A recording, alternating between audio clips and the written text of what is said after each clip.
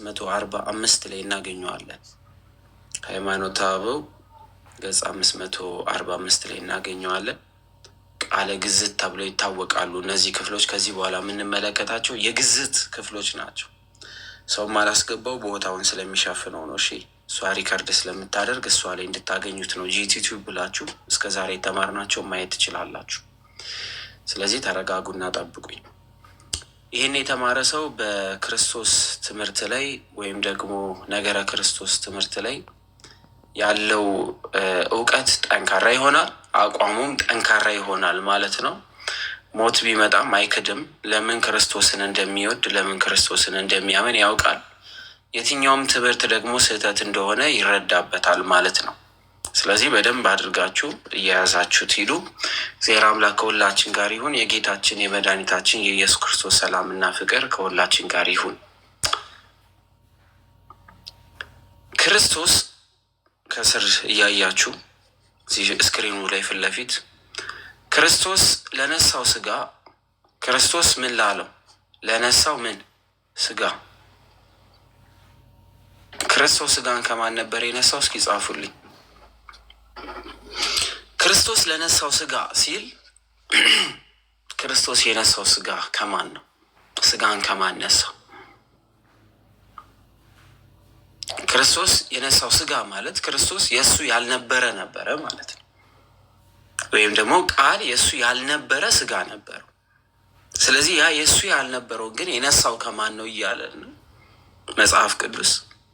ከእመቤታችን ከቅድስት ድንግል ማርያም ስጋ ነስቷል፣ ሰው ሆኗል ማለት ነው። ለምንድነው ስጋን ነሳ የምንለው? ለምን ስጋዋን አልተዋሃዳት? ቃል የማርያምን ስጋ ተዋሃደ ያላለው ለምንድን ነው? ከድንግል ማርያም ስጋ ነስቶ ተዋሃደ ነው የምትለው ቤተክርስቲያን እንጂ ማርያምን በስጋ ተዋሃዳት የሚል ትምህርት ስህተት ይሆናል። ምክንያቱም ማርያምን ቃል ቢዋሃዳት ኖሮ እሷ አራተኛ አካልነት ያላት በስልጤ ወንበር እያንጎራጎሩም ከራሳቸው ጋርም እየተጨቃጨቁም በጆሯቸው ግን ይስሙት። ሰምቶ ላመነ ሕይወት፣ ሰምቶ ላላመነ ደግሞ በዚህ ቃል ይፈረድበታል። ስለዚህ እኛ ድርሻችን እንወጣለን። ያ ሰው ካመነም ካላመነም ድርሻው የራሱ ይሆናል። ስለዚህ በስነ ስርዓት እስከ ጻፉ ድረስ ማንንም እንዳትቃወሙ፣ ብሎክ እንዳታረጓቸው። ትምህርቱን መማር አለመማር ግን የእነሱ ድርሻ ይሆናል ማለት ነው። እሺ ትሩስ እምነትህ የራስህ ነው፣ ግን ማስረጃዎችን እያየን እንሄዳለን። ስለዚህ ክርስቶስ ለነሳው ስጋ ሲል ከእመቤታችን ለነሳው ስጋ ማለት ነው። ስለዚህ ሙሉ ለሙሉ ስጋዋን ሙሉ ለሙሉ ስጋዋን ተዋሃደ አንልም። ለምን ስንል ቢዋሃዳት ኖሮ ወልድ ቃል እመቤታችንን አራተኛ አካልነት ይሰጣት ስለነበረ ትመለክ ስለነበረ፣ ስለዚህ ከስጋዋ ስጋ ከነፍሷም ነፍስ ከፍሎ ተዋሃደ የሚለው ትምህርት የቤተ ክርስቲያናችን መሰረታዊ ነገረ መለኮትንም ለሚያጠና ሰው ትክክለኛ የሆነ መልስ ይሆናል ማለት ነው። ለዚህ ነው ቅዱስ ጎርጎርዮስ ክርስቶስ ለነሳው ስጋ ነብስ ብለው የሚያስቀምጡት። ስለዚህ ስጋን ብቻ ነሳ ካልን ስጋ ብቻ ሰው አያደርግም። ስጋ አራቱን ባህሪ ነው የሚይዘው። ነፍስ የሌለው ዘላለማዊነት፣ ነባቢነት፣ ተናጋሪነት፣ ለባዊነት የሚባለውን ነገር አያገኝም ማለት ነው። ስለዚህ ስጋ በራሱ በድን ስለሆነ ስጋ ያለ ነፍስ ምንድነው? በድን ነው። በድን ደግሞ ሰው ተብሎ ሊጠራ አይችልም፣ አስከሬን ነው ማለት ነው። ስጋ ብቻ ከሆነ ነፍስ የተለየው ከሆነ በድን ነው፣ ቀዝቃዛ ነው፣ ሙቀት የለውም፣ ህይወት አይሰጥም፣ ህይወትም የለውም፣ ለራሱም ህይወት ያስፈልጓል። ስለዚህ ስጋን ብቻ ነሳ አንልም። ሰው ተብሎ ለመጠራት ፍጹም ሰው ተብሎ ለመጠራት ስጋን ከነፍስ መንሳት ስላለበት፣ ስለዚህ ቅዱስ ጎርጎርዮስ ምን አሉ? ክርስቶስ ለነሳው ስጋ ነፍስ፣ ክርስቶስ ለነሳው ስጋና ነፍስ ልቦና የለውም የሚል እንደተጻፈ፣ እሱ ልቦና ማለት ማሰብ ማስተዋል አይችልም፣ በህሊና ቦታ መለኮታዊ ኃይል ተተክቷል እንጂ በስጋዊ ህሊና ወይም በሰውነት ህሊና አያስብም ነበር የሚል ቢኖር ማለት ነው።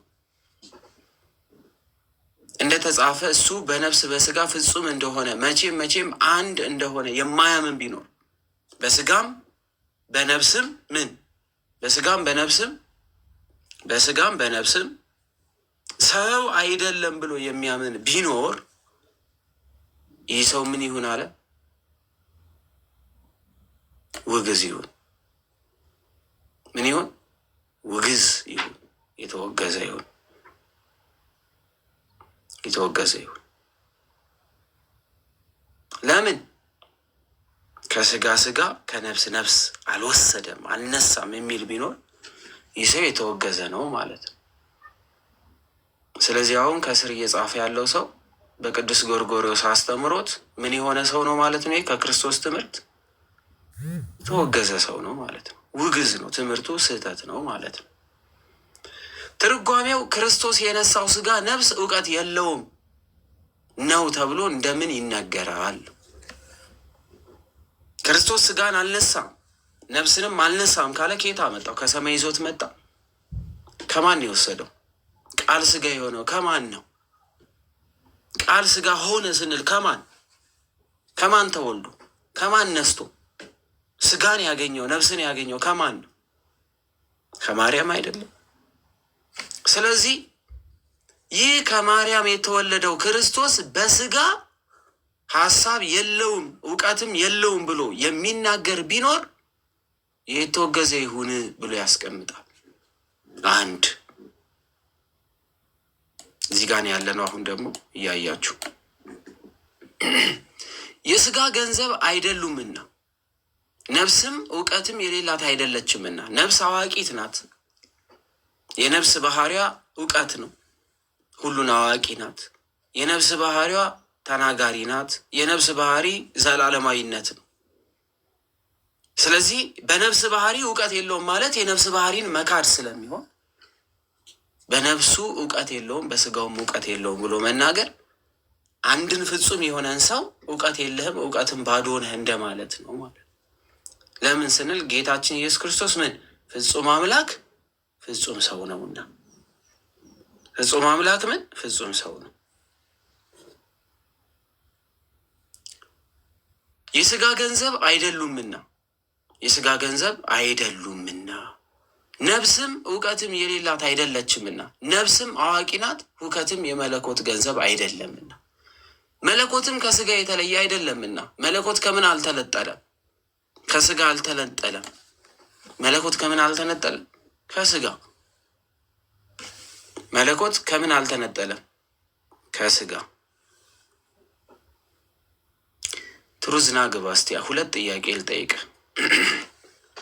የገባህን ታስረዳናለህ። እንዴት ዋልክ? አመሸክ? አረፈድክ? ሰላም፣ እንዴት ናችሁ? እግዚአብሔር የተመሰገነ ይሁን። ሁሉ ሰላም ነው? እሺ፣ ሀሳብን አከብርልሃለሁ። በጥሩ ጭንቅላትና በጥሩ አስተሳሰብ ደግሞ ተመካክረን ተማምረን እናልፋለን። ትልቁ ትምህርቱ ተምሮ ማለፉ አይደለም?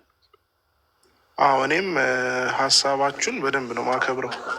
ተቃዋሚ አይደለም ማለት እኔም የራሴን ሀሳብ ስለያዝኩ የሰው ትክክል አይደለም ማለት አልችልም። መረዳት ግን የገባኝን ደግሞ የመናገር ግዴታ አለብኝ። መልካም። አሁን አንድ ጥያቄ ልጠይቅ። ከዛ አንጻር ነው ኮሜንት ያደረኩት እንጂ ትምህርትህን ለመጋፋት አይደለም። ችግር የለውም። ብትጋፋውም ትክክል ካልሆንኩኝ አርመኝ ትሄዳለህ እንጂ ምንም የሚያመጣው ችግር የለም። በመጀመሪያ ቃል ነበረ ይላል አይደለ?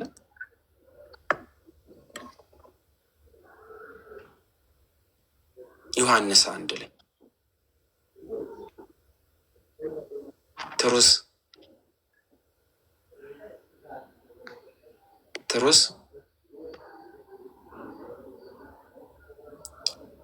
ትሩስ አይሰማም? ይሰማል። አሁን ይሰማል። በመጀመሪያ ቃል ነበራ።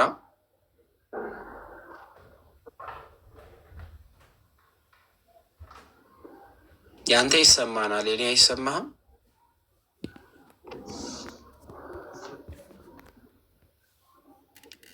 ከጀርባ ያለው ድምፅ ሁሉ እየተሰማ አይሰማም? እኔ ይሰማኛል። ከጀርባ ያለው ድምፅ ይሰማኛል እና አውራኝ በመጀመሪያ ቃል ነበራ።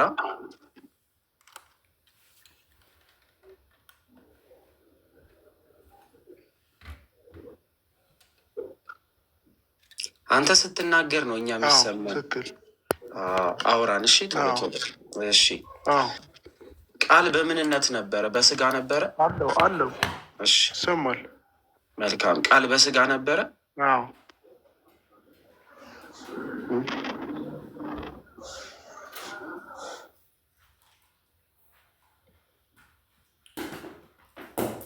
በመጀመሪያ ቃል ነበረ አለን አይደለ? ዮሐንስ 1 ላይ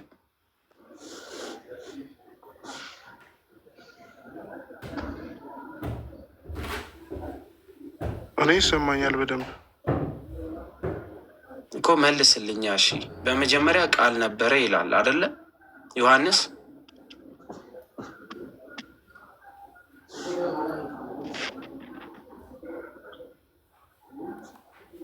እሺ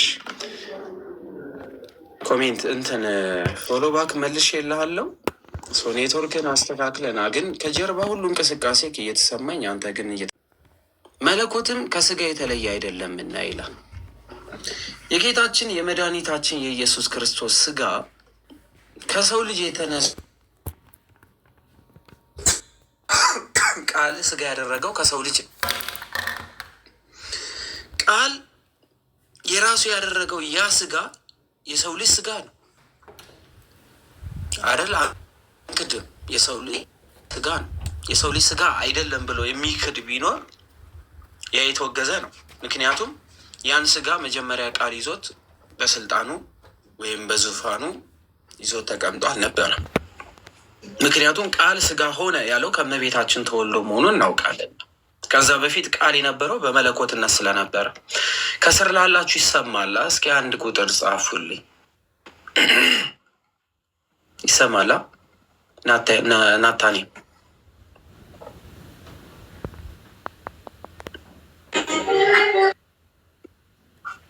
እሺ። ስለዚህ በደንብ ተከታተሉ አደራችሁ፣ እንዳትፈዙ እሺ። በጣም ጠንካራ ትምህርት ስለሆነ በጣም ሲሪየስ ትምህርት ነው። ጠንከር ያለም ትምህርት ስለሆነ በደንብ አድርገን ስለዚህ ቃል የነሳው ስጋ የአምላክ ስጋ ነው። ነገር ግን ከማርያም ነው የነሳው። ከማርያም የነሳው ያ ስጋ እንዴት የአምላክ ስጋ ሆነ? እንዴት ይህ ስጋ የዘላለም ሕይወት የሚሰጥ ሆነ? እንዴት የሰው ልጅ ደም የዘላለም ሕይወት ይሰጣል? እንዴት የሰው ልጅ የእግዚአብሔር ልጅ ተብሎ ይጠራል? እንዴት የሰው ልጅ ኃጢአትሽ ይቅር ተብሎልሻል ይላል? እንዴት የሰው ልጅ የሚሉት እነዛ ሁሉ ተደጋጋሚ የሚመስሉ ጥያቄዎች በመጽሐፍ ቅዱስ ውስጥ በዘመናችንም እስልምና ሃይማኖት ላይ ያሉ ወንድሞች እንዴት ሰው አምላክ ይሆናል ብለው እንደሚጠይቁ ሁሉ በወቅቱ የነበሩትም ክርስቶስ የሚያስተምራቸውን ያደርግ የነበረውን ነገር በሰውነት ይለኩት ስለነበረ አምላክ አይደለም ብለው እንዲናገሩ አድርጓቸዋል። ለምን ሲባል መለኮት አይታይምና ረቂቅ ስለነበረ፣ መለኮት የሚዳስ ስላልሆነ፣ መለኮታዊ ባህሪው ከስጋ ባህሪው ጋር ሳይነጣጠል ሳይደራረብ ሳይቀየር አንድ ስለነበረ ክርስቶስ በስጋ ቢገለጥም ፍጹም አምላክነቱን ደግሞ ያልተወ እንደሆነ ቅዱስ ጎርጎርዮስ ምን አሉን? እዚህ ጋር መለኮት ከስጋ የተለየ አይደለምና በስጋ ወራት መለኮት ከክርስቶስ ተነጥሎት ነበረ የሚል ቢኖር ምንድን ነው ማለት ነው? በሌላ ቋንቋ ውግዝ ነው። ለምን? በሌላ ንግግር እኮ ክርስቶስ አምላክ አይደለም እንደማለት ነው።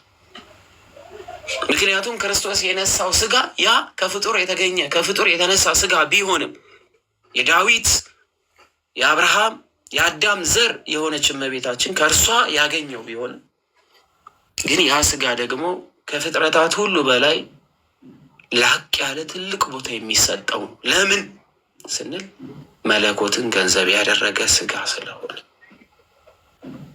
መለኮትን ገንዘቡ አድርጎታል።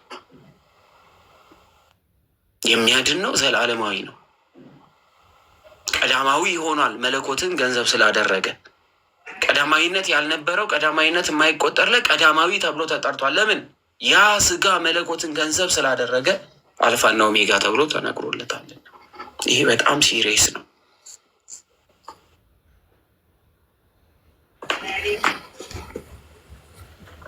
የእግዚአብሔር ቃል መለኮት በባህሪው አልታመመም የሚል የእግዚአብሔር ቃል መለኮትም በባህሪው አልታመመም ከእኛ በነሳው ስጋ ታመመ እንጂ መለኮትን ታመመ የሚል ቢኖር ደግሞ ምን የሆነ ይሆናል?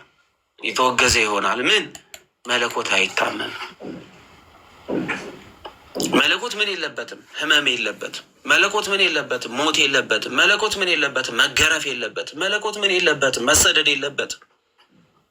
መለኮት ከዙፋን አይወርድም። መለኮትን ማንም ሊይዘው፣ ማንም ሊያስረው፣ ማንም ሊገርፈው የሚችለው አይደለም። መለኮት የሌለበት ቦታ የለም። ስለዚህ ቅዱስ ጎርጎርዮስ ምን አሉ? የእግዚአብሔር ቃል መለኮት በባህሪው አልታመመም።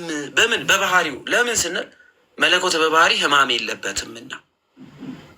መለኮት በባህሪው ኢሞዋቲ ነው፣ የማይሞት።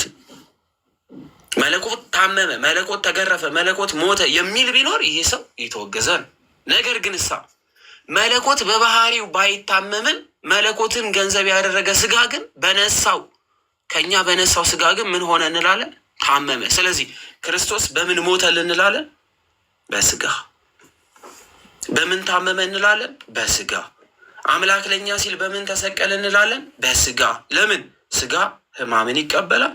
ስጋ ኢሞዋቲም ሞዋቲም ሆኖ የተፈጠረ ስለሆነ መሞትም አለመሞትም ድርሻው ነበረ። ግን በበደለው በደል ምክንያት ምን ሆኗልና? ወደዚች ዓለም ሞት ገብቷልና። ስለዚህ የሰው ልጅ ሁሉ ሞት አግኝቶታል። ስለዚህ ከእኛ በነሳው ስጋ ታመመ እንጂ ደዌያችንን ወሰደ፣ ህማማችንን ገንዘብ አደረገ ተብሎ እንደተጻፈ የልብ ሐዘን፣ መተከስ፣ መታወክም የነፍስ ህመምም እሱ ነው። ድካምም፣ እንቅልፍም፣ ህማምም የስጋ ገንዘብ ቦታዎቹ ናቸውና ወይም ደግሞ ግብሩ ናቸው ወይም ደግሞ ባህሪው ናቸው። መተኛት የስጋ ባህሪ ነው። መታመም የስጋ ባህሪ ነው። መድከም የስጋ ባህሪ ነው። መራብ የስጋ ባህሪ ነው። እስኪ የማቴዎስ ወንጌል ምዕራፍ 8 የማቴዎስ ወንጌል ምዕራፍ 8 ቁጥር 14 ላይ እኒህ ኢየሱስ ወደ ጴጥሮስ ቤት ገብቶ አማቱን በንዳድ ታማ ተኝታ አያት ይለናል። ምን ላይ? የማቴዎስ ወንጌል ምዕራፍ 8 የማቴዎስ ወንጌል ምዕራፍ 8 ከቁጥር 14 ላይ በደንብ አድርጎ ያስቀምጣል። እጇንም ዳሰሰ፣ ንዳዱም ለቀቃት፣ ተነስታ አገለገለቻቸው። ኢየሱስ ወደ ጴጥሮስ ቤት ገብቶ አማቱን በንዳድ ታማ አያት ብሎ ይነግረናል። ወደ ቤት ገብቶ በምን በስጋ። በመለኮትስ ከዚህ ቤት ተነጥሎ ያውቃል? አያውቅም። ስለዚህ ጌታ ኢየሱስ ክርስቶስ ታመመ፣ ደከመ፣ ተራበ፣ ተጠማ፣ ዛለ የሚሉ ቃላቶች ሁሉ የተነገሩለት ስለምኑነቱ ነው? በስጋ ህማምን ስለተቀበለ። ባይታመምስ ኖሮ በባለፈው የመጀመሪያው ምዕራፍ 1 ላይ አይታችሁ ከነበረ ቅዱስ ጎርጎርዮስ በዚህ በቃለ ውግዘቱ ላይ ባስቀመጡት ላይ ጌታ ኢየሱስ ክርስቶስ አልታመመም፣ ጌታ ኢየሱስ ክርስቶስ ህማም አልደረሰበትም፣ ጌታ ኢየሱስ ክርስቶስ በመለኮታዊ ባህሪ ምትሃታዊ በሆነ መንገድ ስጋውን ከልሎት ነበር የሚል ቢኖር ምን የሆነ ይሁን ብለው ነበረ። የተወገዘ ይሁን። በምትሃት ነበረ ሲያልፍ የነበረው እንጂ የእኛን ህመም አልታመመም፣ የእኛን መከራ አልተቀበለም፣ የእኛን ረሃብ አልተራበም፣ የእኛን ሞት አልሞተም የሚል ቢኖር ያ ሰው ምን የሆነ ይሆን? የተወገዘ ይሁን ብሎ ያስቀምጣል ማለት ነው። የተወገዘ ይሁን ብሎ ያስቀምጣል። ክፍል 3 ላይ ቀጠሉ። አሁንም 12 ነው የጻፉት ቅዱስ ጎርጎርዮስ 12 ጽፈዋል። በደንብ ይታያላን። አታኒም ወንድሜ ሰላም በለን እስኪ። ሰላም እግዚአብሔር ይብዛላችሁ። እንዴት አላችሁ? ትንሽ ደም ስላለ ነው እና ቀጥነዳ እግዚአብሔር አምላክ ከሁላችን ጋር። ክርስቶስ እንደኛ ፍጹም ሰው አልሆነም የሚል ክርስቶስን እንደኛ ፍጹም ሰው አልሆነም የሚል ቢኖር እንደተጻፈም ከኃጢአት ብቻ በቀር በስራ ሁሉ እሱ እንደመሰለን የማያምን ቢኖር ምን ይሁን? ውግዝ ይሁን። ይህ ማለት ፍጹም ሰው እኛን መስሏል ብሎ ለመናገር ስጋንና ነፍስን የተዋሃደ መሆን አለበት። አይ ነፍስ የለውም የሚል ከሆነ አስከሬን ነው ሊለን ነው። ነፍስ የተነጠለው ሰውነት ሙት ነውና። አይ ነፍስ ብቻ ነው ስጋ የለውም ካለን አሁን እኛ ይዘን የምንንቀሳቀሰው ስጋ የሚዳሰስ ነው። ነፍስ ረቂቅ ናትና የት ነው ታዲያ ያለው? ይሄ ግዙፍ የሚነካ የሚዳሰስ በየቀኑ ፊታችን የምናጥበው ይሄ አካላችን የምንንከባከበው ከየት መጣ? ነፍስ ግዝፍና የላትም ረቂቅ ናትና። ስለዚህ ሰው የነፍስና የስጋ ተዋህዶ ያለው ነው። ስለዚህ ጌታችን ኢየሱስ ክርስቶስ ከኃጢአት በስተቀር እንደኛ ፍጹም ሰው አልነበረም የሚል ቢኖር የሚናገር ቢኖር ይህ ሰው ምን የሆነ ይሆናል? የተወገዘ ይሁን። ሰው በስጋና በነፍስ ሳለ ሕማም አለበት። የስጋ ሕመም ለነፍስ ነው፣ የነፍስ ሕማሟ ደግሞ ለስጋ ነው። ትርጓሜ እሱ ነፍሴን ስለ በጎቼ ቤዛ አድርጌ እሰጣለሁ፣ ስጋዬም እውነተኛ ምግብ ነው፣ ስጋዬን የበላ ደሜን የጠጣ የዘላለም ሕይወት አለው ሲል አንዱን ክርስቶስ ከሰውነት ከፍሎ ተዋሃደ እንጂ ፍጹም ሰው አልሆነም እንደምን ይሉታል ብለው ጠየቁ። ምን ብለዋልና ጌታ ኢየሱስ ክርስቶስ በዚህ በዮሐንስ ምዕራፍ 6 ላይ የዮሐንስ ወንጌል ምዕራፍ 6 ላይ ምን ብሎ ተናግሮ ከቁጥር 40 ወር 50 ካልተሳሳትኩ አርሙኝ 50 አይደል 50 40 አርማችሁት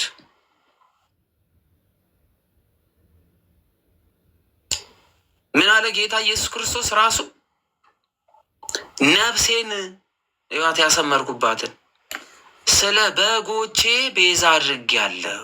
ምን አለ? ነፍሴን። ምን እንዳለው ተናገረ ራሱ ክርስቶስ። ነፍስ አለኝ አለ። ያቺ ነፍስ ደግሞ ስለ መልካም በጎቹ ምን የምትደረግ ናት? ምን የምትደረግ ናት? የምትሰጥ ናት። እሺ ነፍሱን ሰጠን። ከዛስ ደግሞ ምን አለኝ አለ? ደግሞ ከነፍስ ባሻገር ደግሞ ስጋዬም አለ ደግሞ ስጋ አለኛል። ስጋዬም እውነተኛ ምግብ ነው፣ ስጋዬን የበላ ደሜን የጠጣ የዘላለም ሕይወት አለው አለ። ስለዚህ ፍጹም ሰው መሆኑን ሲነግረን ነፍሱን ስለ በጎቹ የሰጠ ስጋውንና ደሙን ደግሞ ለዘላለም ድህነት የሆነን ዘንድ የአዲስ ኪዳን መስዋዕት አድርጎ እንደሰጠን ይነግረናል ማለት ነው። የቅዱስ ዮሐንስ ወንጌል ምዕራፍ 6 ከቁጥር 44 እስከ 60 ምናምን 66 አካባቢ እዩት። ምዕራፍ 10 ከቁጥር 10 እስከ 17 ድረስ ማየት ትችላላችሁ። ስለዚህ ጌታ ክርስቶስን ምን ማለት ፍጹም ሰው አልሆነም የሚል ቢኖር ወይም ሰውነት የለውም የሚል ቢኖር ይሄ ሰው ምን የሆነ ይሁን? የተወገዘ ይሁን። በቃ ሰው ለመባል ነፍስና ስጋ ያስፈልጋል። ነፍስና ስጋ የሌለው የተወገዘ ነው፣ ውግዝ። ይህንን የማያምን ቢኖር ያ ሰው ከክርስቶስ ትምህርት ወጥቷል ከክርስቶስ ትምህርት። ቁጥር 4 ወይም ክፍል 4 ላይ ማሳሰቢያ ድጋሚ ስለ ክርስቶስ እሱ እንዲለወጥ ባህሪውን እንዲለቅ የሚናገር ስለ ክርስቶስ እሱ እንደሚለወጥ እንበለ ውላጤ የሚለውን ወይም ያለመለወጥ ፍጹም ተዋህዷል የሚለውን ቃል ክዶ ይለዋወጣል ብሎ የሚናገር ቢኖር አንዴ ሰው አንዴ አምላክ ይሆናል የሚል ቢኖር ባህሪው እንዲለቅ አንዴ ወደ መለኮት አንዴ ወደ ስጋ ይቀያየራል ይለዋወጣል ብሎ የሚናገር ቢኖር እሱ በመለኮቱ ከመለወጥ ባህሪውን ከመልቀቅ የራቀ እንደተፈጸመ ስጋው የማይለወጥ እንደሆነ የማያምን ቢኖር ምን ይሁን? ውግዝ ነው።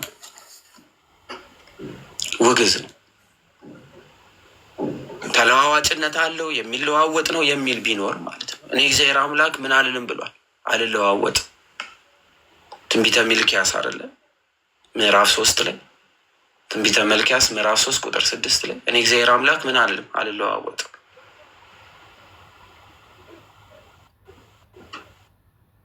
እግዚአብሔር አምላክ በባህሪው ምን የለበትምና መለዋወጥ የሌለበት ስለሆነ እግዚአብሔር ምን የለበትም? መለዋወጥ የለበትም።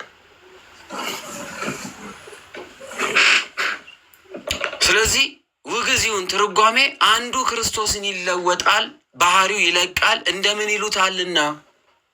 አንዱን ክርስቶስን አንዴ ትቀየራለህ አንዴ ትለወጣለህ ብሎ መናገር ስለማይቻል ኢየሱስ ክርስቶስ ማን ነው? እግዚአብሔር ይለዋወጣል እንዴ? እኔ አምላክ አልለዋወጥም ብሎ የተናገረ እርሱ ነው። ራሱ እግዚአብሔር አምላክ እኔ እግዚአብሔር አምላክ አልለዋወጥም አልቀየርም ብሎ መለዋወጥ የለበትም። እርሱ ጌታችን እኔ የማልለዋወጥ አምላክ ነኝ ይላል። ዳግመኛም ነፍሱን በሲኦል አልተዋትም። ለምን? ነፍስ በሲኦል የምትቀር አይደለችም። ያቺ ነፍስ ገንዘቡ አድርጓታልና። ነፍሱን በሲኦል ቢተዋት ኖሮ እንዴት የነፍስ አምላክ ሊሆን ይችላል? እርሱ ነፍሱን በሲኦል ትቶታል የሚል ቢኖር ደግሞ እንዴት ነፍሳትን ከሲኦል አዳናቸው ብሎ ሊናገር ይችላል? ስለዚህ ነፍሱን በሲኦል አልተዋትም፣ ስጋውን ምን አላለው? ሙስና መቃብር አላየም ተብሎ ተነግሯልና። በማን? በመዝሙር ላይ። ይህን ክፍል ታስታውሱ ከነበረ በዚህ በሐዋርያት ስራ ላይ ናታኔ ቅዱስ ጴጥሮስ እቺን ክፍል ጠቅሷት ነበረ። ይህንን የጻፈው ዳዊት ነው። ነገር ግን ኑ የአባታችን የዳዊትን መቃብር ከፍተን እንመልከት፣ አጥንቱን በዛ ታገኙታላችሁ። ግን ይህ ስለ ዳዊት አልተነገረም። ይህ ክፍል ትንቢት ነው። ኑ ደግሞ ወደ ክርስቶስ መቃብር እንሂድ፣ እርሱ በሙታን መካከል የለም፣ እግዚአብሔር አምላክ በኃይል በስልጣን አስነስቶታል አላቸው። ይቺን ክፍል ጠቅሶ ጴጥሮስ ተረጎማት። እዚህ የሐዋርያ ስራ ላይ ማግኘት እንችላለን። ቅዱስ ጎርጎርዮስ ምን አሉ? ነፍሱን በሲኦል አልተዋትም፣ ስጋውን በሙስና መቃብር አላየም ተብሎ ተጽፎ ተነግሮለታል አሉ። ስለዚህ የእኛ ጌታ በሲኦል የቀረም አይደለም፣ በመቃብርም ያለ አይደለም። ለምን? ሞት እሱን ሊገዛው አልቻለም። ሞትን ድል ነስቶታል።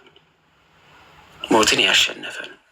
ስለዚህ ኢየሱስ ክርስቶስ አንድ ባህሪ እያለው ሁለት ባህሪ ነው ብሎ የሚከፍል ቢኖር በአንድ ባህሪው ሰውነት በሌላኛው ባህሪ አምላክ እየሆነ ይቀያየራል የሚል ቢኖር ይህ ሰው ከተዋህዶ በኋላ የተወገዘ ይሁን ብለው አባታችን አስቀመጡ። ከሁለት ባህሪ አንድ ብለን እንጠራለን እንጂ ኢየሱስ ክርስቶስ ሁለት ባህሪ አለው ብሎ የሚናገር ቢኖር የትኛው ባህሪው ነው ያዳነክ የሚል ጥያቄ ነው የምንጠይቀው። አምላክ ነው የአምላክ ባህሪው ነው ያዳነክ? የሰውነት ባህሪውን ያዳነክ? የአምላክ ባህሪው ካለ አምላክ ደም የለውም፣ እንዴት በደሙ ዳንክ ነው ጥያቄ። ምክንያቱም መለኮት ደም የለውም። አምላካዊ ባህሪው የሚሞት አይደለም። በሞቱን ያዳነ ወይንስ በአምላካዊ ባህሪውን ያዳነ ብለን እንከፍልለታለን እኛ። አይ በሞቱ ነው ካለ አምላክ አይሞትም፣ መለኮት አይሞትም። መለኮታዊ ባህሪ የሚሞት አይደለም። የሰው ልጅ ሁሉ ደግሞ የዳነው ደግሞ በሞቱ ነው።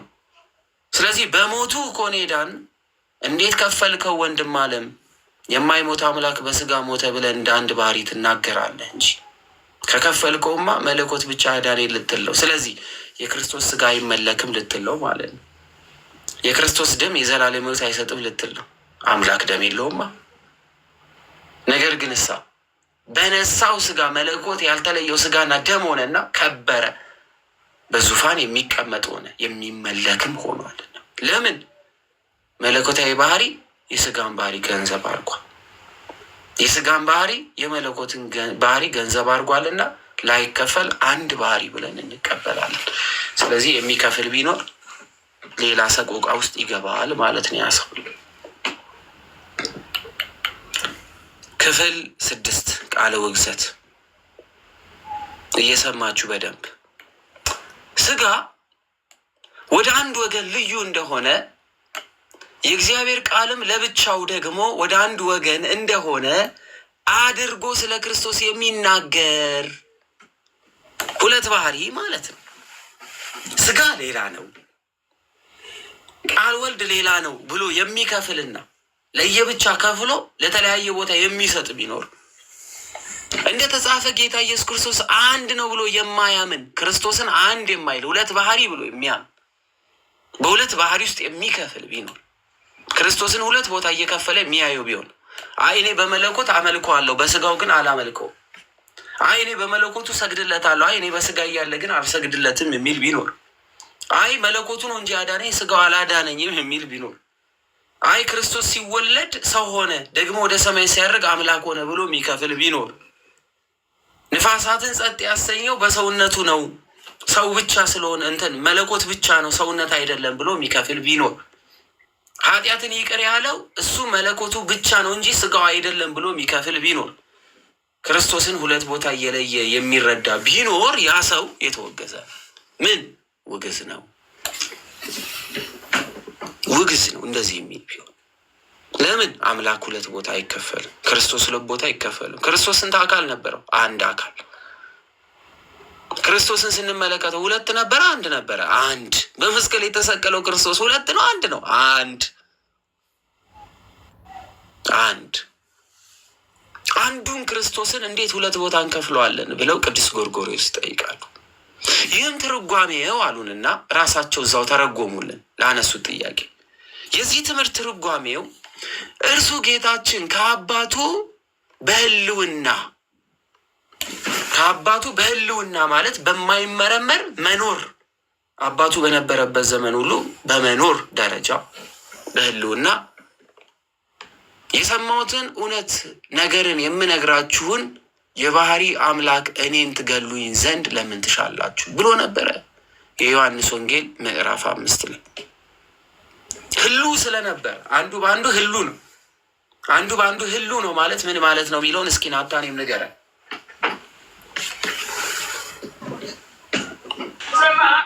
አንዱ በአንዱ አለ ማለት ነው። የሚነጣጠል ነገር አይደለም። ስለዚህ አብ ወልድ መንፈስ ቅዱስ ህሉ ሆኖ ሲኖሩ እንዴት? ለምሳሌ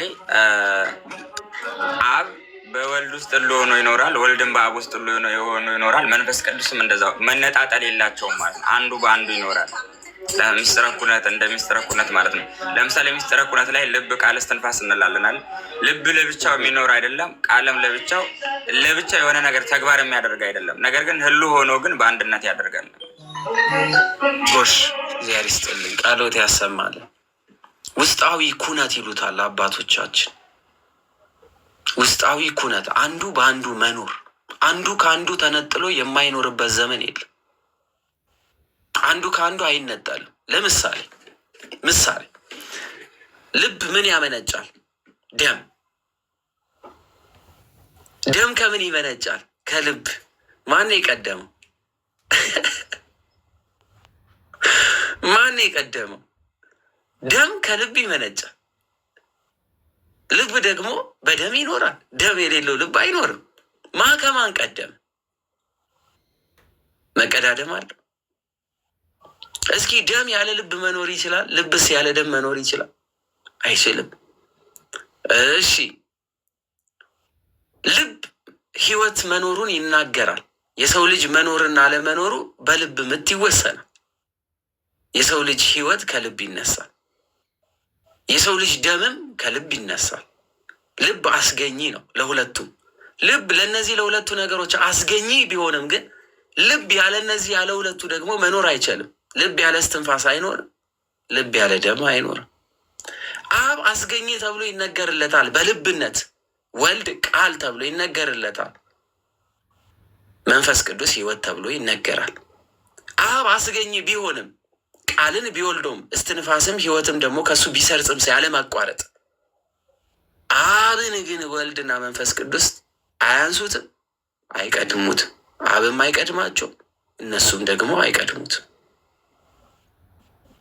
የሚገርም እኮ ነው፣ የማይመረመር ሚስጥር።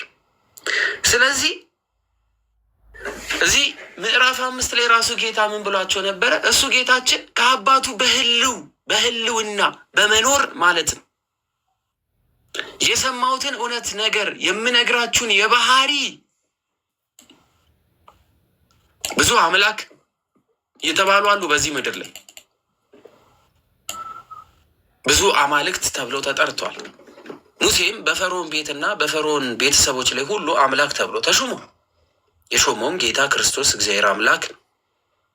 እግዚአብሔር አምላክ ምን ብሎታል? ሾሞታል። ያው ብሉይ ኪዳን ላይ ስላለን የአዲስ ኪዳኑን ስም አልጠቀም። እግዚአብሔር አምላክ ሾሞታል።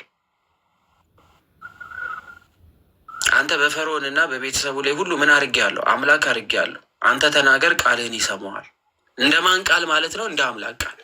ለምን አምባሳደር አድርጎ ሾመው ማለት ነው። እግዚአብሔር አምላክ በፈርዖን ቤት ላይ ስዩመ እግዚአብሔር ሆነ። ተጠሪነቱ ሙሴ ለእግዚአብሔር ሆኗል። ስለዚህ ሙሴ የሚናገረው ቃል ሁሉ እንደ እግዚአብሔር ቃል ይወሰዳል ማለት ነው። ሙሴ የሚያወራው ቃል በጠቅላላ በፈርዖንና በቤተሰቡ ላይ አምላክ አድርጌ ሾሜሃለሁ ማለት አንተ የምትናገረው ቃል ሁሉ እንደኔ ቃል ይወሰዳል እያለው ነው። አንተ የምትወስነው ውሳኔ ሁሉ የኔ ውሳኔ ይሆናል። ሙሉ ባለስልጣን አድርጌያለሁ። አንድ አምባሳደር የሚናገረው ንግግር የሀገሪቱ መሪዎች እንደተናገሩት እንደሚቆጠር ማለት ነው። ስለዚህ ስዩመ እግዚአብሔር ሆኗል። እንደ አምላክ ነበረ የሚታየው በፈርዖን ቤት ውስጥ፣ ግን አይመለክም ከአንዱ እግዚአብሔር በስተቀር የሚመለክ ስለሌለ። ይሄ የጸጋ አምላክነት ተብሎ ይታወቃል። ጌታ ኢየሱስ ክርስቶስ ምንም ያህል ሰው ቢሆን ግን የእርሱ አምላክነት ግን የጸጋ አይደለም። የምንድን ነው? የባህሪው ነው። ተሰጥቶት አይደለም፣ የራሱ ነው አምላክነቱ፣ የባህሪው። ይህንን መለየት አለብን። እኔን ትገሉኝ ዘንድ ለምን ትሹኛላችሁ አለ። ምክንያቱስ እኔ የእግዚአብሔር አብ ልጁ ነኝ ስላላቸው እንዴት ልጁ ነኝ ይለናል ብለው ነበር የተነሱበት። ካስታወሳችሁ እንዴት ልጁ ነኝ ይለናል? ማንም ሰው እግዚአብሔር አምላክን አባቴ ሊል ይችላል፣ ፈጣሪ ሊል ይችላል። እግዚአብሔር አብን ግን የባህሪ አባቴ ነው ብሎ ግን መናገር አይችልም። ለምን? የባህሪ ልጁ አንድ ብቻ ነው። እርሱም በዚህ በሚስጥረ ሥላሴ እንደተማር ነው ወልድ ብቻ ነው ልጁ ሊሆን የሚችል። መንፈስ ቅዱስ እንኳን ይሄን ቃል መናገር አይችልም። እኔ የባህሪ ልጁ ነኝ ለአብ ብሎ መንፈስ ቅዱስ አይናገርም። ለምን? ግብሩ አይደለም። መወለድ ግብሩ የሆነ ልጅነት ግብሩ የሆነ ማን ብቻ ስለሆነ? ወልድ ብቻ ስለሆነ ማለት ነው። ስለዚህ የባህሪ አምላክ እኔን ትገሉኝ ዘንድ ለምን ትሹኛላችሁ ሲል አንዱን ክርስቶስን ሩቅ ብእሲ ወይም ደግሞ ለብቻው የተለያየ ነው እንደምን ይሉታል ብለው ቅዱስ ጎርጎርዮስ ጠየቁ። ክርስቶስ ይህን ቃል ሲናገር ስለ መለኮትነቱ ነው ያወራው ወይንስ ስለ ስጋው ነው ብለው ነው የሚጠይቁት። እኔ የባህሪ አምላክ ነኝ ብሎ ሲል በምን ሆኖ ነው እያወራቸው ያለው? መለኮት ብቻ ነው እየተናገረ ያለው ወይንስ በስጋ ሆኖ ነው እየተናገረ ያለው? በስጋ አይደል? በስጋው እየተናገረ ይህን ስጋዬን ተዉትና መለኮቴን ብቻ አስቡት እያላቸው ነው ያለው ብለው ይጠይቃሉ ቅዱስ ጎርጎርዮስ። አረ እንደዛ አይደለም። ይህን ቃል ሲናገር እኮ እርሱ በምን ነበረ? በስጋ ሆኖ እየተናገረ የነበረው። አይሁድም ግራ የተጋቡት በስጋ እንዲሁም ደግሞ ቤተልሔም ተወልዶ ያደገ መሆኑን እያዩ ስለሆነ ነው ተጠራጥረው ግራ ገብቷቸው እንዴት ነው አንተ የእግዚአብሔር አብ ልጁ የምትሆነው ብለው እየተነሱበት ያሉት። ስለዚህ በስጋ ስለሆነ የጠየቁት እሱ በምን እየመለሰላቸው ነው? በስጋ ምን ብሎ? የባህሪ አምላክ እኔን ትገሉኝ ዘንድ አለ ለምን ትሹኛላችሁ ሲል አሉ ቅዱስ ጎርጎርዮስ። እዚህ ጋር በጣም አይገርም ሲል አንዱ ክርስቶስን ሩቅ ብእሲ ማለት ሰው ብቻ አምላክነት የሌለው የሰው ልጅ ብቻ ምንም አምላክነት የባህሪ ያልሆነ አድርጎ እንዴት ሰው ያየዋል? የተለያየ እንደምን ይሉታል? እንኪያስ አሉ። እሺ እንደዛው ከሆነ የምትሉት ብለው ከጠየቁ በኋላ እንግዲያውስ ወይም እንኪያስ ብለው ስለ እኛ ሰውነቱን አሳልፎ ለሕማም ለሞት የሰጠ ሩቅ ብእሲ አይደለም ይላሉ ማለት ነው። አይ እንደዛማ ከሆነ ያላችሁት ይህ መለኮትነት የሌለው ነው ካላችሁና ከነጠላችሁት ታዲያ በመስቀል የታመመው የሞተው ሩቅ ብእሲ ነው ወይ ብለው ይጠይቃሉ መልሰው። አዎ የሚል ቢኖር ያዳነኝ ምንድን ነው እያለ ነው ማለት ነው። አምላክ ሳይሆን ማን ያዳነኝ እያለ ነው? ፍጡር። ታዲያ የቃል ሰው ሆኖ መምጣት ምን አስፈለገው? ቃል ከሰማያ ሰማያት መምጣት ለምን አስፈለገው? ፍጡር ያድናል ማለት ነው። ፍጡር አዳኝ ነው ማለት ነው። መስቀል ላይ የተሰቀለውን ሩቅ ብእሲ አድርጎ የሚመለከት ከሆነ ስለዚህ እኔን ያዳነኝ ማን ነው እያለ ነው? ፍጡር ብቻ ያድነኛል እያለ ነው ማለት ነው። አምላክ እያዳነው አይደለም ማለት ነው። ስለዚህ ቅዱስ ጎርጎርዮስ ሲያነሱና ስለ እኛ በፍቃዱ ራሱን በስጋ ስለ እኛ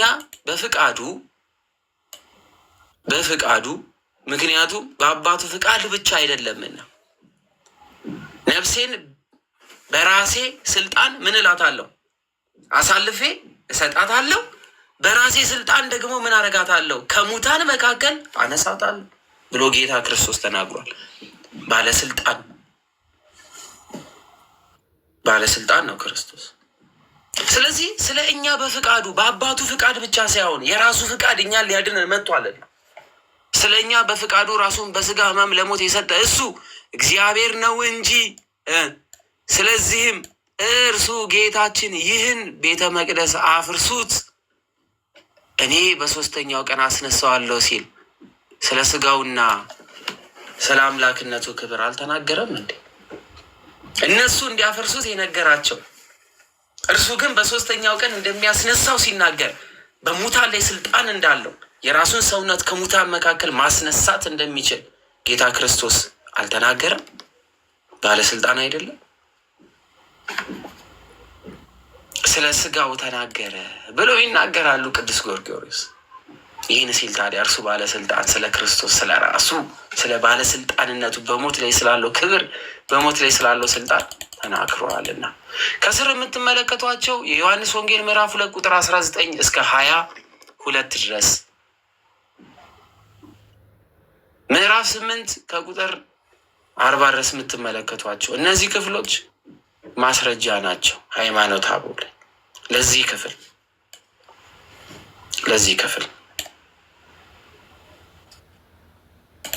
ስለዚህ ገብታችሁ በደንብ ይሁ።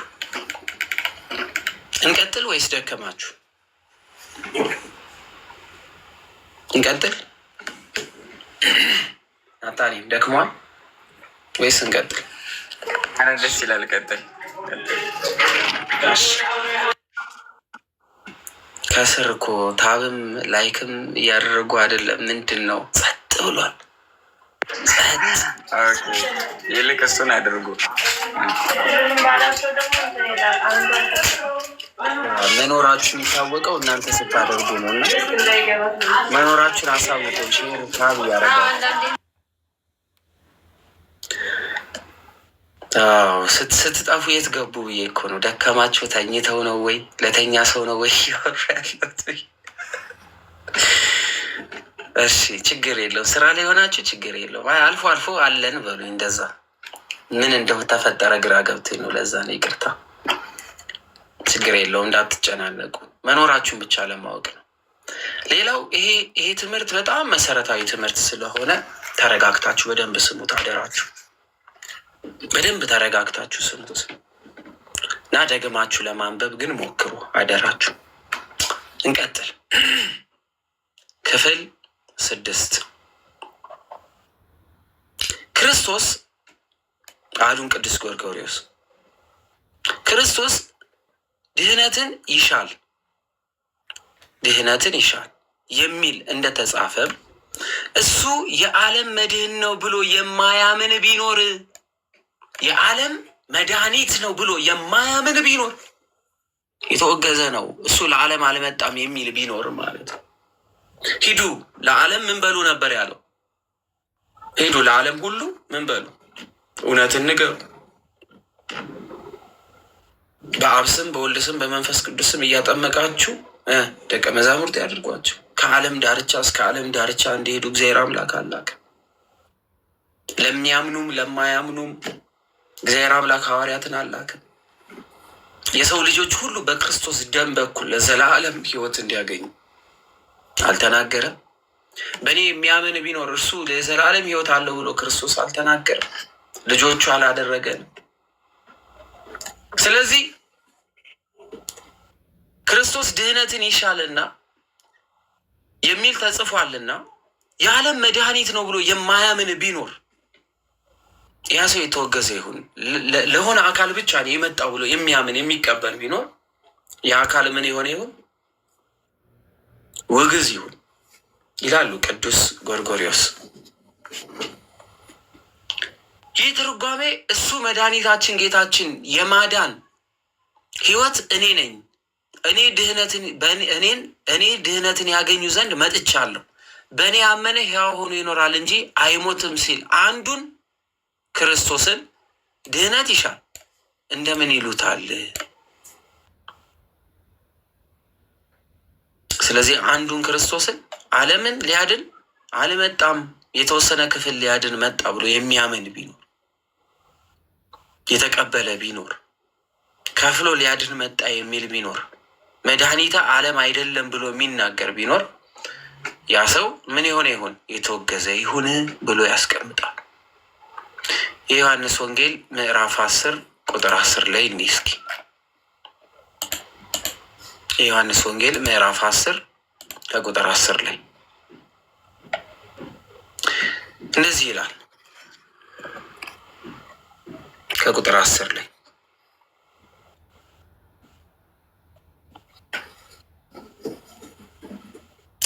በሩ እኔ ነኝ፣ በእኔ የሚገባ ቢኖር ይድናል፣ ይገባልም ይወጣልም መስመሪያም ያገኛል። ሌባው ሊሰርቅ ሊያርድ ሊያጠፋ እንጂ ስለ ሌላ አይመጣም። እኔ ሕይወት እንዲሆንላቸው እንዲበዛላቸውም መጣሁ አለ። ምን እንዲል? ሕይወት እንዲበዛ ሕይወት እንዲሆንላቸው እንዲበዛላቸው ምን አልኩኝ? መጣሁ። ስለዚህ ጌታ ኢየሱስ ክርስቶስ በዚህ ምድር ላይ ላለ ሁሉ ለሰው ልጆች ሁሉ ሲል ምን ብሏል ማለት ነው? መጥቷል። ዓለም ሁሉ በእርሱ ቢያምን የዘላለም ሕይወትን ያገኛል። ለምን? ከኔ በፊት የመጡ ሁሉ ሌቦችና ወንበዴዎች ናቸው፣ ዳሩ ግን በጎቹ አልሰሟቸውም። በሩ ምን? እኔ ነኝ። ስለዚህ በጌታ በርነት ያለፈ ሁሉ በጌታ በኢየሱስ ክርስቶስ በኩል ሁሉ ያለፈ ማለት ዝም ብሎ ባጠገቡ እሱ ኢየሱስ ነው እያለ ያለፈ አይደለም። ቃሉን የሰማ ትእዛዙን የጠበቀ ያስተማረውን የከወነ የክርስቶስን ቃል በሙሉ ልቡ በሙሉ ሀሳቡ በሙሉ ፍቃዱ የተቀበለ እርሱ በጌታ በር ያልፋል። በእኔ የሚገባ ቢኖር ይድናል። በክርስቶስ ለመግባት የሚያስፈልጉን ነገሮች ተዘርዝረው ተቀምጠዋል። አንድ በአንድ እርሱ በእኛ እንዲኖር እኛ በእርሱ ውስጥ እንድንኖር ተቀምጧል። ብዙ አይነት ነገሮች ያን ያደረገ በእኔ የሚገባ ብሎ ጌታ የተናገረው ነው። ይድናል፣ ይገባልም፣ ይወጣልም መስመሪያም ያገኛል። ያልገባስ ግን ሞት አለበት። ስለዚህ ምን አሉን ቅዱስ ጎርጎርዮስ? ለዓለም መድኃኒት ሊሆን አልመጣም፣ መድኃኒ ዓለም ተብሎ ወይም ደግሞ የዓለም መድኃኒት ተብሎ አይጠራም የሚል ቢኖር ያ ሰው ምን የሆነ ነው? የተወገዘ። መድኃኒ ዓለም ተብሎ ሊጠራ አይችልም የሚል ቢኖር ታዲያ ከክርስቶስ ውጭ መድኃኒት ለዓለም ሊሆን የሚችል ማን አለ? የዓለም መድኃኒት ተወለደላችሁ አይደል የሚለው ቃሉ። መልአኩ ሲያበስር ምን አለ? እርሱ ለዓለም ሁሉ መድኃኒት የሚሆን እርሱ ዛሬ በምን ተወለደ? በቤተልሔም ተወልዶላችኋል አለ። የዓለም መድኃኒት ተብሎ አይጠራም። ስለዚህ እርሱን የዓለም መድኃኒት አይደለም ብሎ የሚል ቢኖር የተወገዘ ይሁን ብሎ ያስቀምጣል።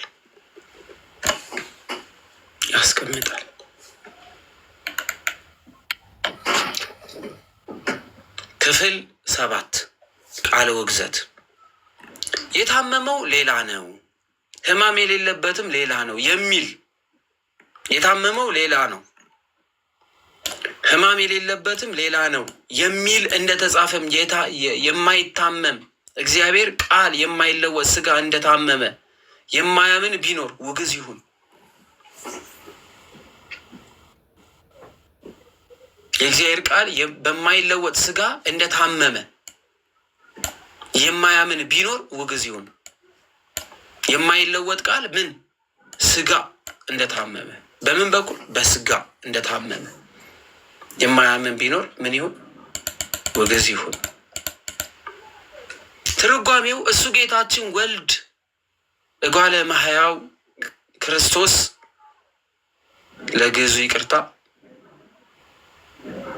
ብዙ መከራ ይቀበላል፣ ይሞታል፣ በሶስተኛውም ቀን ይነሳል ሲል ዳግመኛው ጌታ ኢየሱስ ክርስቶስ በአባቱ ሪና ወይም ክብር ማለት ነው ተቀምጦ ታዩታላችሁ ሲል እንዲሁ ደግሞ ወልድ ክርስቶስ በአባቱ ጌትነት ይመጣል ሲል የታመመው ሌላ ሕማም የሌለበትም ሌላ ነው። እንደምን ይባላል?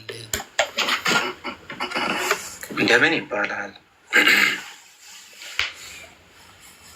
በመለኮቱ እንዲታመም አልተደረገም። መለኮትነቱ የሥጋን ሕማም ሸፍኖት ነበረ፣ ለውጦት ነበረ። ስለዚህ በምትሃት ታመመ። ሕማሙ ምትሃታዊ ነበረ፣ ስቅለቱ ምትሃታዊ ነበረ፣ በመስቀል ያደረው ምትሃታዊ ነው ብሎ እውነት የሰው ልጅ ተብሎ የተጠራ ክርስቶስ በመስቀል የተሰቀለ መሆኑን የማያምን ቢኖር ያ ሰው የተወገዘ ነው። አንድ አምላክ አልታመመልንም፣ አምላክ አልሞተልንም፣ አምላክ አልተሰቀለልንም፣ አምላክ ለእኛ ሲል ሞት አልመጣበትም፣ አምላክ ለእኛ ሲል ደም አላፈሰሰም የሚል ቢኖርና ታዲያ ማን የተሰቀለው ብለን ብንጠይቃቸው ሰው ብቻ የሚል ቢኖር ይህ ሰው የተወገዘ ይሁን። ምክንያቱስ መለኮትነት ያልተነጠለው ስጋ በስጋ ታመመ እንላለን እንጂ አምላክ አልታመመልንም፣ አምላክ አልሞተልንም፣ አምላክ አላዳነንም፣ አምላክ ደም አላፈሰሰልንም አንልም። እውነት ነው። አምላክ በባህሪው መለኮታዊ ባህሪው ደም የለውም። መለኮታዊ ባህሪ ሕማም የለበትም። መለኮታዊ ባህሪው ሞት የለበትም። ነገር ግን ስጋን ገንዘቡ አድርጓልና ለስጋው የተነገረ ሁሉ ለመለኮት ይነገራልና አምላክ በስጋ ሞተ እንላለን እንጂ አምላክ በመለኮቱ ሞተ አንልም። አምላክ ግን በስጋ ሞቷል። ለምን? ገንዘቡ ያደረገው ያ መለኮት፣ ገንዘቡ ያደረገው ስጋ፣ ገንዘቡ ያደረገው መለኮት ከስጋው አልተነጠለምን። ስለዚህ አምላክ የማይሞት አምላክ በስጋ ሞተ ትላለች ቤተ ክርስቲያን። የማይታመም አምላክ በምን በስጋ ታመመ ትላለች። የማይራብ አምላክ በምን ተራበ ትላለች? በስጋ ተራበ ትላለች። ስለዚህ ሞት የማይገባው አምላክ እርሱ በመስቀል ላይ ተሰቅሎ ለሰው ልጆች ሁሉ በስጋ ሞቶ ሞትን ድል ነስቶልናል ብለው ቅዱስ ጎርጎርዮስ ያስተምራሉ ማለት ነው። ያስተምራሉ። ምዕራፍ 8 እንቀጥላለን። ጥያቄ ያላችሁን ሰዎች እናስገባ። ይህን ያልከያዝን የያዝነውን ትምህርት እንደ አዲስ እየተመለከትን እየተረዳን እያስተዋልን እንሄዳለን ማለት ነው። በርቱ፣ ጠንክሩ። እግዚአብሔር አምላክ ከሁላችን ጋር ይሁን። ያስተማረ የመከረን እግዚአብሔር አምላክ ስሙ የተመሰገነ ይሁን። ጠንከር ያለ ትምህርት ነው። በጣም እርጋታ ያስፈልጋል። ጧት እየተማርን ያለነው ትምህርት መሰረታዊ ትምህርት ነው። ስለዚህ ይህን መሰረታዊ የሆነ ትምህርት ጠንከር ብለን መማር ይኖርብናል። በርቱ። ከጭቅጭቅ፣ ከስድብ፣ ከነቀፌታ፣ ከክፉ ነገሮች ሁሉ ርቀን እግዚአብሔር አምላክ ይህን ትምህርት በደንብ ተምረን እንድንረዳው ያደርገን። ጥያቄ ያላችሁ ያልገባችሁ ካላችሁ ግቡ። እንግዲህ ናታኔምም እኔም አለን እንመልስላችኋለን። የህይወት ቃል ያሰማል። አሜን። እህት አለም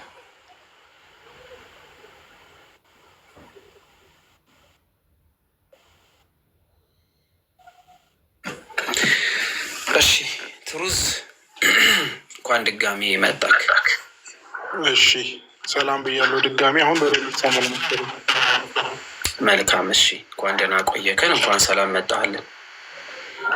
እሺ ትምህርቱን ተካፍያለሁ እስከ ክፍል ስምንት ያለውን ሰባት ድረስ መሰለኝ ሲሞክደን። የኔ ጥያቄ እሺ ከማርያም ስጋ ተካፍሏል የሚለው ላይ ከተካፈለ ዘንድያ ታዲያ እንዴት ነው ኃጢአታዊ ማንነት በዘር ነው የሚተላለፈው እና ኢየሱስ ያንን አላገኘም ወይስ ማርያም ደግሞ ኃጢአት ከፈጽሞ የለባትም? ይህን እንዴት ታስታርቀዋለህ ነው የኔ ጥያቄ። እሺ መልካም። ግን እንደው እሱ ጋር ከመድረሳችን በፊት ያው ውይይታችን ጥሩም ስለሚሆን ኃጢአት የልጅ ኃጢአት ወደ አባት ይተላለፋል እንዴ? መጽሐፍ ቅዱስ ይደግፋል? አዎ፣ ከአባት ወደ ልጅ ከልጅም ወደ አባት ወይም ከእናት ወደ አባት ይተላለፋል ኃጢአት። ከእናት ወደ አባት ሳይሆን በዘር ከአባት ወደ ልጅ ከእናት ወደ ልጅ ይተላለፋል ኃጢአት። መጽሐፍ ቅዱስ ይህን ይደግፋል? ቱሩዝዬ? አዎ በደንብ ነው የሚደግፈው። እንደማይተላለፍ ራሱ መጽሐፍ ቅዱስ እግዚአብሔር አምላክ ቢናገርስ? እስቲ ያሳየኝ። እኔ ደግሞ እንዴት እንደሚተላለፍ አሳይሃለሁ። እሺ የእግዚአብሔር ቃል አይለዋወጥማ። እሺ ትንሽ ጠብቀኝ። አውሩ እስከዛ ድረስ ከናታኔም ጋር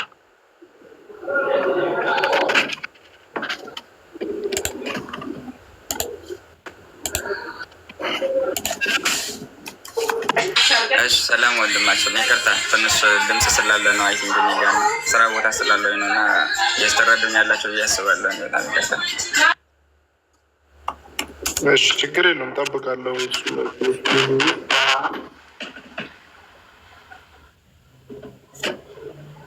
መጽሐፍ ቅዱስ ይዛል ቱርዝዬ? አዎ ይዣለሁ። እስቲ ትንቢተ ሕዝቅኤል ምዕራፍ 18 ከቁጥር 20 ላይ ክፈተው። ትንቢተ ሕዝቅኤል ምዕራፍ 18 ከቁጥር 20 ጀምረን ኦልሞስት መክፈት እንችላለን። ወይም ደግሞ እኔም እዚህ ፊት ለፊት ልክፈትልሽ፣ ችግር የለውም። እሺ ፊት ለፊት ያለውን አንብበን መረዳት እንችላለን። አንብበው። እሺ እንደዚህ ይላል።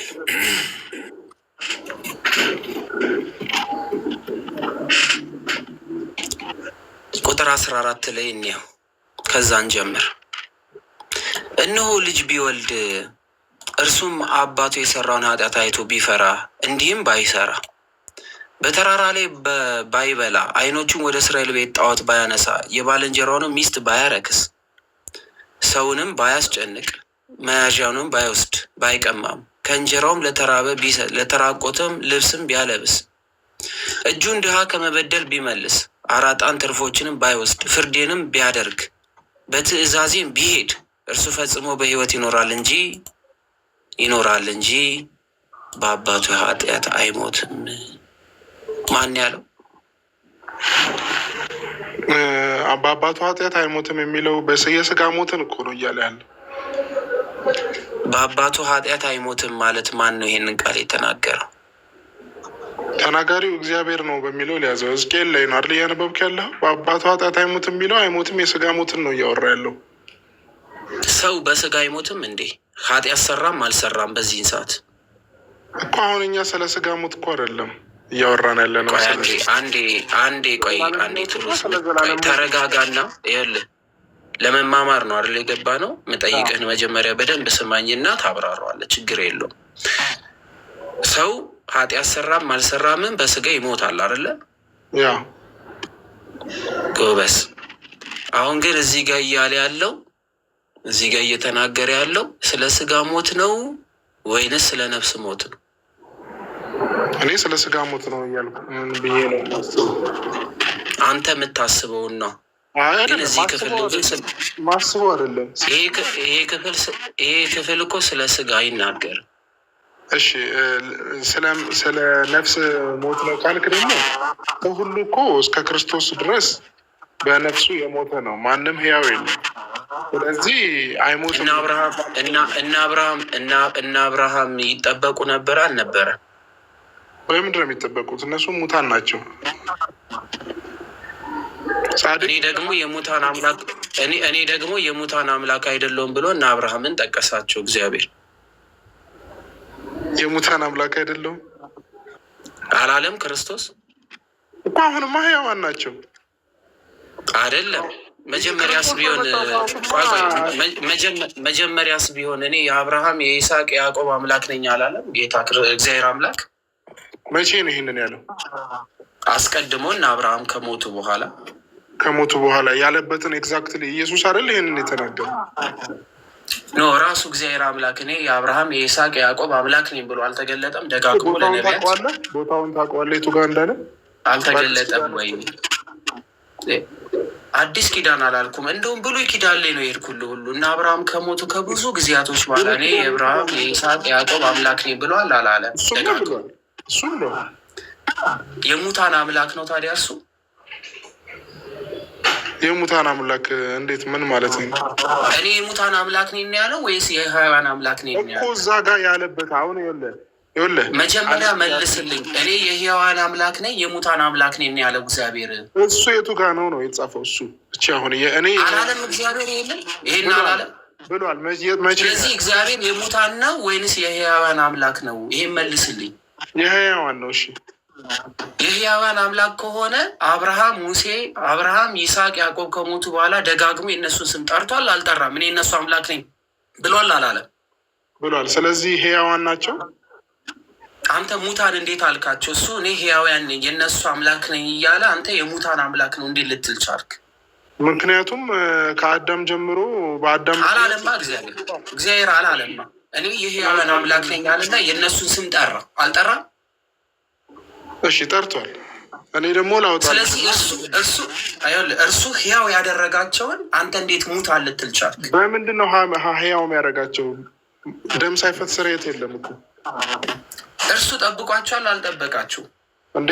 እሱማ ከአብርሃም እቅፍ እኮ ካወጣቸው በኋላ ነው ወደ ላይ ወጣ። በወጣ እግዚአብሔር አምላክ የእርሱ የሆኑትን ሁሉ ጠብቋል አልጠበቀህም? መቼ ነዋ ጥያቄው። ከክርስቶስ በፊት በብሉይም በአዲስ ኪዳን ሆነዋል። ምክንያቱም ወደ ወጣን ጊዜ ምርኮን ማረከ ይላል። በብሉይማ ያው አይደሉም። እንዴት ይሆናሉ? እሺ አብርሃም አልዓዛር የሚባለውን ሰው በቅፎ አድርጎት ውሃ ለተጠማውና ለሚቃጠለው ሰው ውሃ እንዲልክለት ተለምኗል አልተለመነ? ተለምኗል። የት ሆኑ? አብርሃም እቅፍ። አብርሃም የት ነበረ? አብርሃም እቅፍ የት እንዳለ እንትን ታውቃለህ? ሲጀመር የት ነበር? አንተ የምታውቀው ለእኔ ንገረኝ። ከኔ ጋር ለመጣላት ለመደባደብ የምታውቀው የእውቀትን ብቻ ንገረኝ። አብርሃም የት ነበረ? በእኔ እውቀት እንግዲህ የአብርሃም እቅፍ የሚባል አለ። በአብርሃም እቅፍና አልዓዛር የት የአብርሃም እቅፍ አሁን እዚህ ጋር ባልናገረው ደስ ይለኛል። አሁን እዚህ ጋር ባልናገረው ደስ ይለኛል። ለምን ንገረን እንጂ የአብርሃም እቅፍና ያ ባለጠጋው ሰውዬ መሀል ያለ ገደል አለ። ያ ገደል ሲሆን ነው አይደለም? ያ ገደል የሚቃጠሉበት ነው አይደለም? ያ ገደል የሚቃጠሉበት ነው። ከገደል ወደዚህ ደግሞ አብርሃም ከሚቃጠሉበት ውስጥ ነበረ፣ ከማይቃጠሉበት ውስጥ ነበረ። ማንኛውም የአብርሃም ችግር የለብኝም። ይኸውልህ ቆይ አንዴ ስማኝ እባክህ፣ አንዴ ክርክር አታርገው፣ ስማኝና አስረዳኝ። አብርሃም በቅፉ ሰው ነበረው። ያኛው ደግሞ ባለጸጋው ደግሞ ምድር ላይ ክፉ ከመሆኑ የተነሳ እየተቃጠለ ነበር። ስለዚህ በአብርሃምና በዛ በክፉ ሰው መካከል ትልቅ ልዩነት ነበረ አልነበረ? ነበር። ማን ያደረገው? እግዚአብሔር። አብርሃምን ይጠብቀው ነበር አልነበረ? ነበር። አብርሃም ሞቷል አይደለ? ያው የመጽሐፍ ቅዱስ ቃል ስለሆነ ምንም የሚያጣላን ጉዳይ ስለሌለ የመጽሐፍ ቅዱስ ቃል ነው። አብርሃም ሞቷል። አብርሃም ከሞተ በኋላ ያለ ታሪክ ነው። ክርስቶስ ነው ራሱ የነገረን ይህን ክፍል። በአዲስ ኪዳንም ነው ደግሞ ነገረን። ስለዚህ ክርስቶስ ይህን ሲነግረን እኮ ክርስቶስ ገና እኮ አልሞተም። ለሰው ልጆች እኮ ሁሉ በጠቅላላ ቤዛ አልሆነም ገና። ግን ገና ሳይሞት በፊት ግን ይህን ታሪክ እየነገረን ነበር። ስለዚህ ይህን ታሪክ እየነገረን በነበረው ክፍል ውስጥ አብርሃምን እግዚአብሔር አምላክ ይጠብቀው ነበር። ለምን ስንል በምድር ላይ ሁሉ መከራ ታዲያ መቀበል ለምን አስፈለጋቸው? ምንም ቢሆን ወደ ቀደመ ጸጋቸው ባይመለሱም በሞት ጥላ ስር ቢሆኑ ወደ ዘላለማዊ ሕይወት ባይገቡም የእርሱ የሆኑትን ግን እግዚአብሔር አምላክ ምን ያደርግ ነበረ? ይጠብቅ ነበረ። ከሙታን ጋር አይጨፈልቃቸው። እርሱን ሲሰድቡት ከነበሩ ጋር እግዚአብሔር ላይ